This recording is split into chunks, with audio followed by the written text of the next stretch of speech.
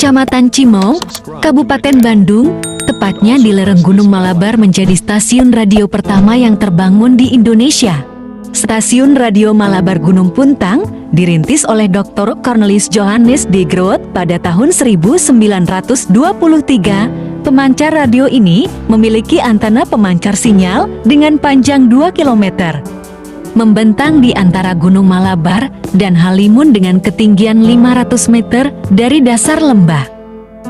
Pada tahun 1917 sampai tahun 1923, pemerintah Hindia Belanda membangun sebuah stasiun radio terbesar dengan sistem operasi tercanggih pada saat itu, bahkan saking modernnya.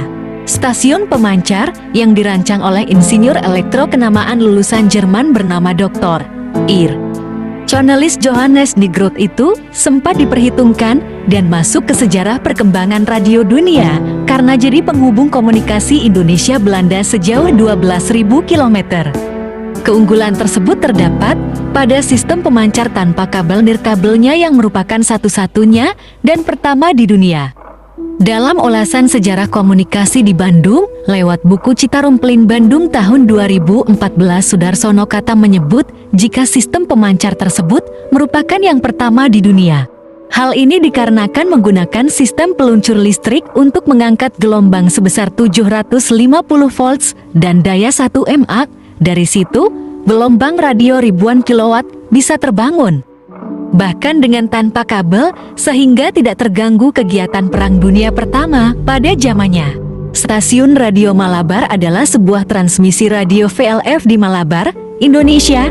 Untuk jaringan radio ke Belanda, ini memakai salah satu alat transmisi paling kuat yang pernah dibuat, yang memiliki kekuatan 2.400 kW. Stasiun Radio Malabar memakai jaringan yang dibentangkan antara dua gunung sebagai antena. Berawal dari keinginan untuk menghubungkan Belanda dengan Hindia Belanda secara nirkabel, didorong oleh situasi Perang Dunia I yang tidak memungkinkan ketersediaan kabel, serta rentan secara teknis dan politis. Maka, dipilihlah koneksi gelombang panjang untuk menghubungkan kedua negara tersebut. Willem Smith dan Joe Transformatoren Fabrik memasok kumparan besar dan beberapa trafo, sementara generator dipasok oleh Smith Slicker VR sebagai pendukung tenaga listrik dibangun PLTA Dago, PLTA Plengan, dan PLTA Alamajan, serta PLTU di Dayakolot. Antena dibentangkan sepanjang 2 km antara Gunung Puntang dan Gunung Halimun untuk memancarkan gelombang radio. Ketinggian antena dari dasar lembah rata-rata 350 meter. Antena dibangun mengarah ke Belanda yang berjarak 12.000 km dari Gunung Puntang. Stasiun Radio Malabar diresmikan oleh Gubernur Jenderal Dick Fogg pada 5 Mei tahun 1923, beberapa hari sebelum peresmian. Badai tropis dengan kilatan-kilatan petir telah merusak sejumlah peralatan penting termasuk pemancar. Hal ini membuat peresmian terancam diundur. Namun, ternyata peresmian tetap dilakukan dengan cara mengirim pesan telegraf radio kepada Ratu Belanda dan Menteri Urusan Koloni. Tetapi tidak ada jawaban dari stasiun di Belanda. Baru pada 6 Mei tahun 1923 malam, pemancar dapat berfungsi dengan baik. Pesan pertama yang dikirimkan dari Belanda adalah dari kantor berita Aneta. Meski demikian, tanggal 5 Mei tahun 1923 tetap dijadikan tanggal peresmian Stasiun Radio Malabar.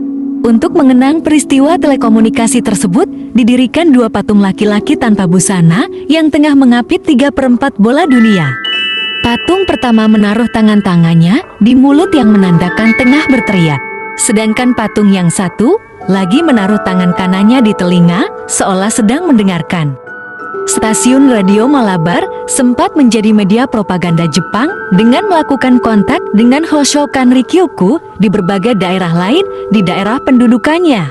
Setelah Jepang hengkang dari Indonesia dan Belanda ingin menguasai kembali Indonesia, para pejuang Republik di Bandung Selatan menghancurkan Stasiun Radio Malabar. Stasiun radio tersebut hancur bersamaan dengan peristiwa Bandung Lautan Api karena tidak ingin bahwa stasiun radio ini digunakan oleh Belanda untuk menghubungi ke Belanda.